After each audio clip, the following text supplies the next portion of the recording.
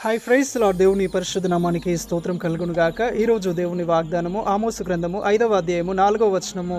ఇశ్రాయేలీలతో యెహోవా సెలవిచ్చినదేమనగా, నన్ను ఆశ్రయించిన ఎడల మీరు బ్రతుకుదురు. ఆమెన్. హల్లెలూయా. సహోదరి సహోదరుడా, ప్రభు ఈరోజు మనతో అంటున్నాడు ఏంటంటే, నీకు కలిగిన బాధలో, నీకు కలిగిన భయంలో, నువ్వు ఇన్సెక్యూర్గా ఫీల్ అవుతున్నప్పుడు, నువ్వు డిస్కంఫర్ట్గా ఉంటున్నప్పుడు, లేదా ఈరోజు నీకు కలిగిన ఒక అనారోగ్యమును బట్టి నువ్వు ఎక్కువ రోజులు బ్రతకవని కానీ, లేదా ఈ రోగం నయం కాదని కానీ, ఇంకా డాక్టర్స్ చేయి విడిచిపెట్టిన స్థితిలో నువ్వు ఉన్నావేమో, బాధపడుతున్నావేమో, అయ్యో నాకు ఏది ఆధారంగా లేదే, ఏది నాకు అనుకూలంగా లేదే, ప్రతిదీ నాకు ప్రతికూలంగా ఉంది అని మనుషుల నుండి కానీ, నీకు కలిగిన అనారోగ్యమును బట్టి కానీ నువ్వు కృంగిపోయే వ్యక్తిగా ఉన్నావేమో. కానీ ఈరోజు దేవుడు ఏమంటున్నాడంటే, నిన్ను స్వస్థపరిచే యెహోవాను నేను, నిన్ను బాగు చేయు దేవుడని నేను, నీకు కలిగిన ప్రతి కీడు నుండి, ప్రతి లేమి నుండి, ప్రతి దుర్గతి నుండి నిన్ను విడిపించగల ప్రభువుని నేను. కాబట్టి నీకు కలిగిన శ్రమలో, నీకు కలిగిన బాధలో నువ్వు మనుషుల వైపు చూసి వారి సహాయమును కూడా పొందుకోలేని స్థితిలో ఉంటూ నువ్వు బాధపడ్డాను, నువ్వు గాయపడ్డాను నేను చూశాను. కాబట్టి నువ్వు నన్ను ఆశ్రయించగలిగితే, నా వైపు నువ్వు చూడగలిగితే, నేను నీ దేవుడనై ఉన్నాను, నేను నిన్ను ప్రేమించే దేవుడను,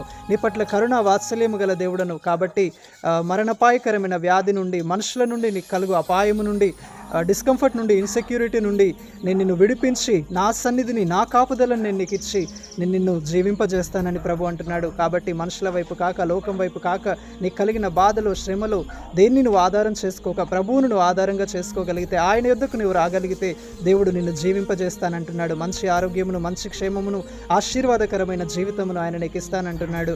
ప్రభు అట్టి కృప మనందరికీ దయచేయును గాక. I mean praise the Lord. God bless you all.